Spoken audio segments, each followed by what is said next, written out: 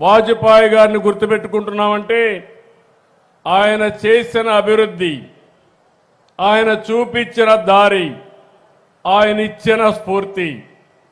అలాంటి పీపీపీ ద్వారా సంపద సృష్టిస్తే ఇప్పుడు నాయకులు కొంతమంది మాట్లాడుతున్నారు, ఏమీ తెలియని నాయకులు మాట్లాడుతున్నారు.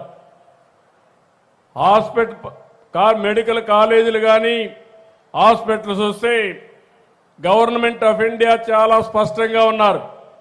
ప్రపంచం అంతా కూడా చాలా స్పష్టంగా ముందుకు పోయారు. మెరుగైన సేవలు అందించాలంటే, సంపద సృష్టించాలంటే, ఉద్యోగాలు కల్పించాలంటే పీపీపీ మోడలే కరెక్ట్ అని ఇంతవరకు మనం 30 ఏళ్లుగా చూశాం.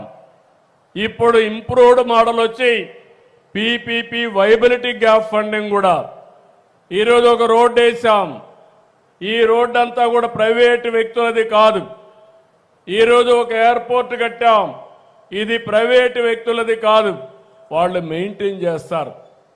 20 ఏళ్ళు 30 ఏళ్ళు నిర్వహించి మళ్ళా ఆస్తి ప్రజల ఆస్తి కాబట్టి ప్రభుత్వానికి అప్పచెప్తారు.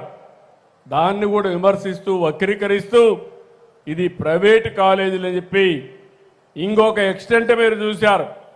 ఒకప్పుడు నాయకులు ఎంతో గౌరవంగా ఉండేవాళ్ళు. మళ్ళా నేను అధికారానికి వస్తే మీరు కాలేజీలు పెడితే నేను జైల్లో పెడతాననే పరిస్థితికి వచ్చారంటే, అంటే అభివృద్ధి చేసే వాళ్ళని జైల్లో పెట్టే వాళ్ళని ప్రజలు ఏ విధంగా ఆలోచించుకోవాల్సిన అవసరం ఉంది.